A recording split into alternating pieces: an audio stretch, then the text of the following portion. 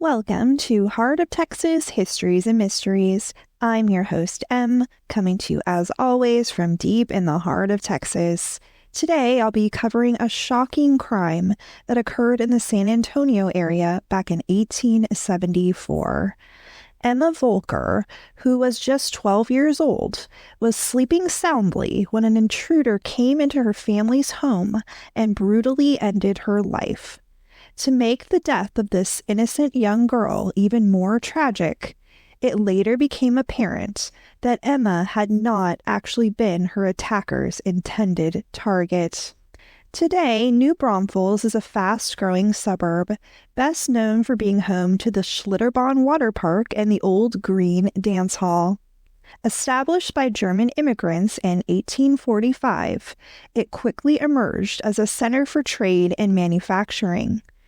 Emma Voelcker's father, Julius, was one of the earliest settlers in the New Braunfels community. Although he had studied medicine and pharmacology at the University of Heidelberg, he listed his occupation as farmer during his first years in Texas. In time, however, he did become a pharmacist, opening a pharmacy beside his house on the town plaza. Julius married Louise Karbach, who was also a German immigrant and had come to the United States from the Mecklenburg region with her family. Most sources say that they had 5 children, 4 sons, Frank, Rudolph, Bruno, and Emil, and 1 daughter, Emma.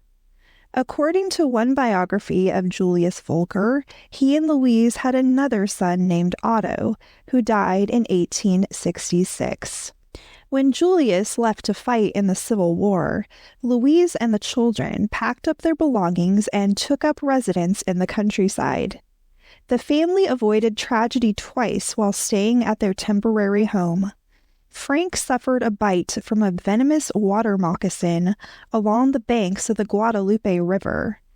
This bite could very well have been fatal, but whatever home remedy Louise employed, it was a successful one, and Frank survived.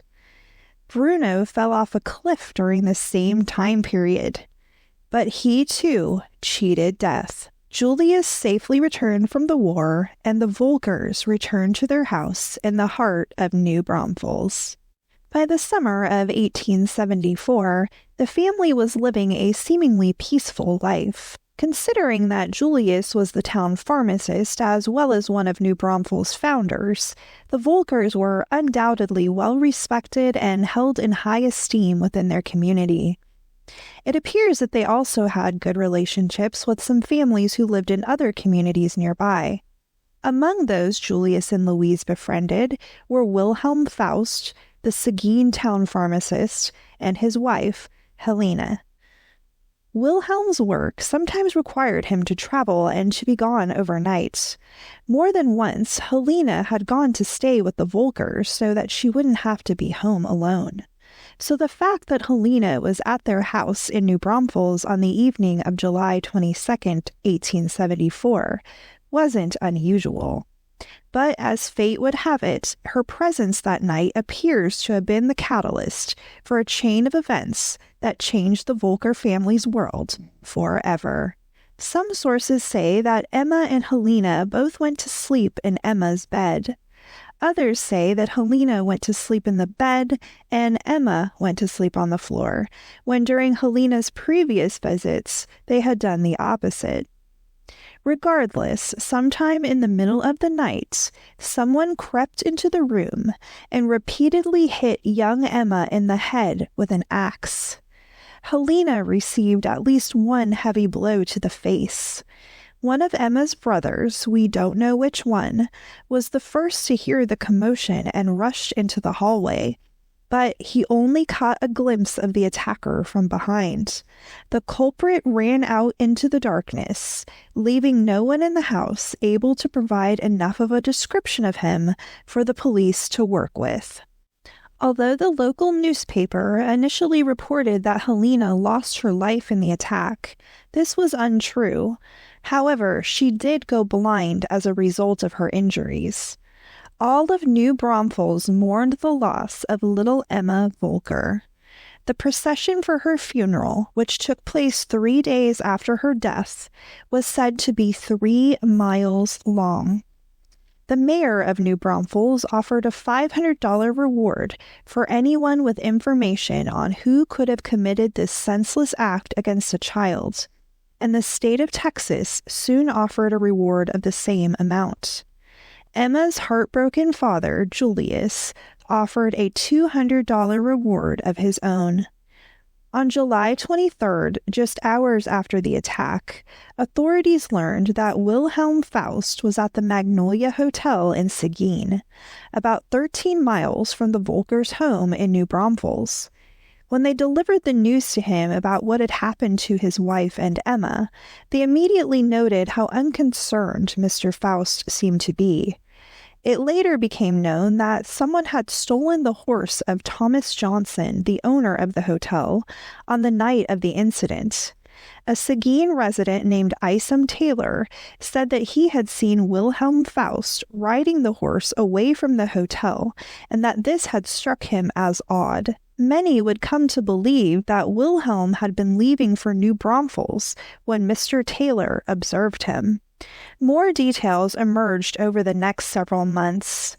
According to some people who knew Wilhelm and Helene well, Wilhelm had lost interest in Helene and instead wanted to be with her sister. With this in mind, investigators concluded that Wilhelm had claimed he needed to be away for work so that he could carry out an evil plan. They believed he had sent Helene off to stay with the Vulkers, plotting all along to sneak into the house, end her life, and secure the freedom to pursue a relationship with the woman he preferred. But in the darkness, he had fatally attacked little Emma by mistake. Presumably, he had soon realized what he had done and struck Helene with the axe, not just because she had been his original target, but also because he couldn't risk her recognizing him as the perpetrator and being able to testify to this. It took until November for Wilhelm to be charged with 1 count of murder and 1 count of assault with the intent to kill. It's been said that despite the growing suspicion against him, several other men had been taken into custody and released before he was arrested.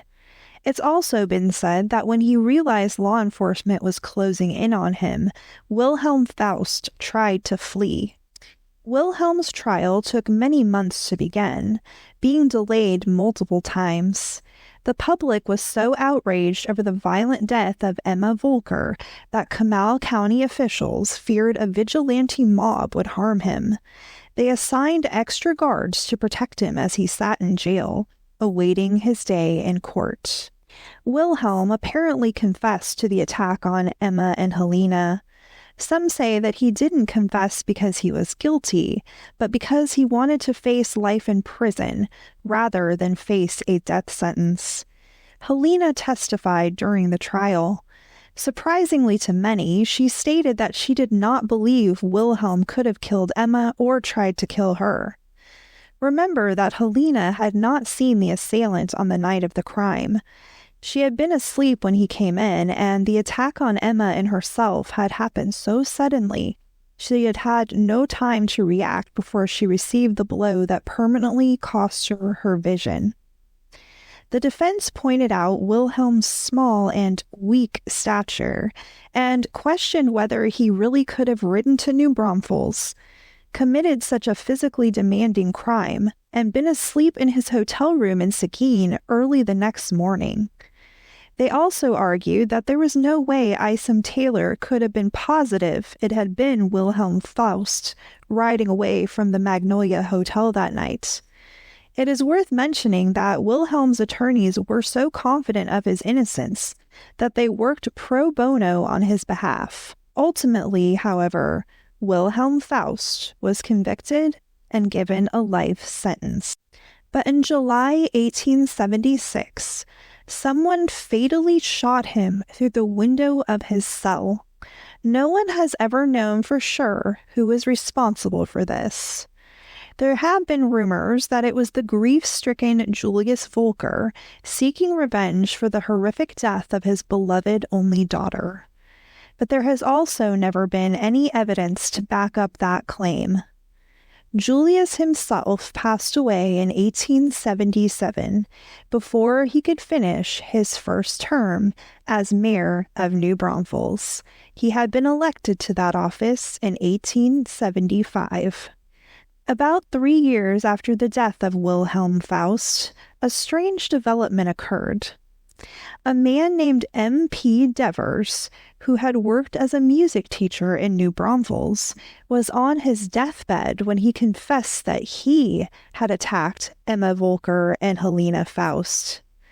He apparently described the crime in some detail and claimed that it had been a robbery gone wrong. But of course, there's no way of knowing for certain whether the culprit was really Mr. Devers, Wilhelm Faust, or someone else entirely. The spirit of Wilhelm Faust is said to remain at the Magnolia Hotel to this day, and according to legend, so is the spirit of Emma Voelcker, a cherished little girl whose bright future was stolen from her one fateful summer night. The Vulker family carried on as best they could after the shattering loss of Emma. The loss of Julius a few short years later was undoubtedly painful as well and must have exacerbated their grief. Louise Vulker lived for more than 40 years after Emma's death. Emma's brother, Bruno, followed in their father's footsteps and became a pharmacist. And it's been said that 2 of his sons did the same. It's also been said that another one of Emma's brothers, Emil, and his grandson became pharmacists. I couldn't verify this as some other information I found said that Emil was a farmer who later became involved in the furniture industry and the New Braunfels City Council, and I found some references to Justice of the Peace, Emil Voelcker. But as the years and decades passed, Emma's remaining family members must have always felt that a part of them was missing as they reflected on who Emma had been and who she could have become. We can only hope that despite the violent manner in which she left this world, she has found peace in the next. So there you have it, the tragic story of Emma Voelcker. Thanks for tuning in, and until next time, y'all.